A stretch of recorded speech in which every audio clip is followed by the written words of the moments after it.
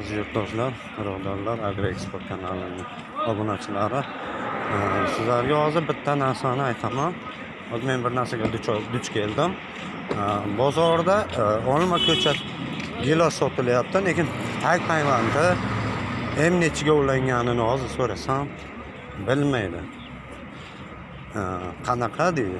M9, M8 tag paymand, maxsus tag paymand ulangan. Men bilmayman. Sizlarga shu nimada aytmoqchimanki, bozorda bironta ko'chat talabga javob bermaydi. Sizlar 3 yil, 4 yil muddatda kutishlaringiz to'g'ri keladi. Agar 2-yildan hosil olaman desalaringiz, tag paymand M9, M8 ulangan ko'chatlarni olishlaringiz mumkin. Faqat Yevropada, O'zbekistonda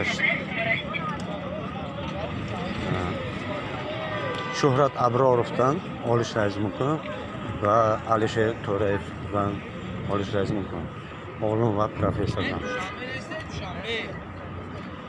O'shaning uchun sizlarga tavsiya etamanki, akalar, sizlarga tavsiya etamanki, bozor ko'chatlarini olmanglar. Talabga javob bermaydi birontasi. Ya'ni intensivni mevalar emas birontasi.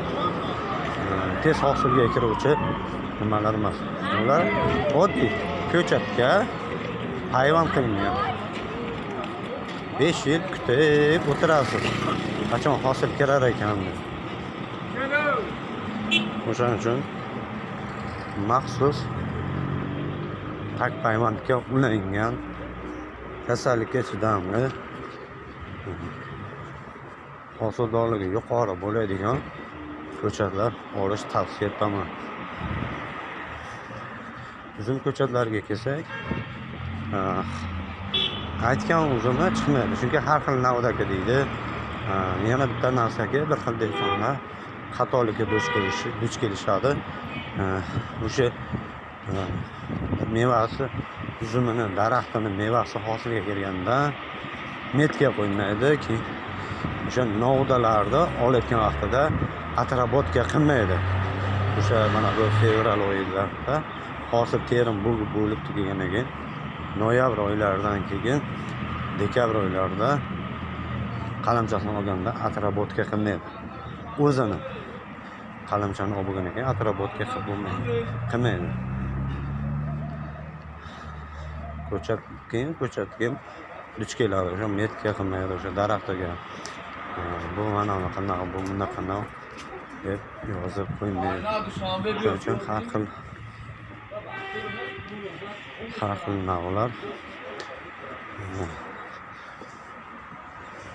aralashma bo'lib ekiladi.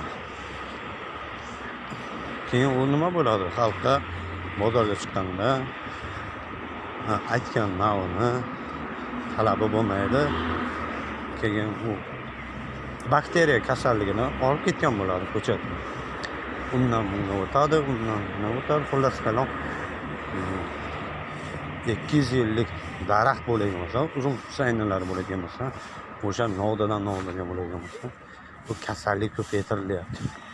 Virus kasalliklari ko'paytirilyapti va sho'r kasalliklari, o'sha virus sho'r kasalliklar hisoblanadi. Bakteriyalar ko'payadi. O'sha hisobida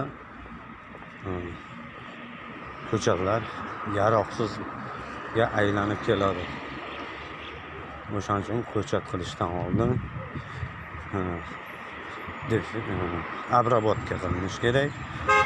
O'zini maxsus suvlari bor. Buni zakaz qilib turib, o'sha o'zini suvda novdalarni, qalamchalarni uyutish kerak. Bu tomirlatish emas. Tomirlatishdan oldin uyutish kerak. O'shani o'ziga tushib olgandan keyin bu tomirlatishga karnamini nimaga o'tkazib, ko'chat qilsa bo'ladi.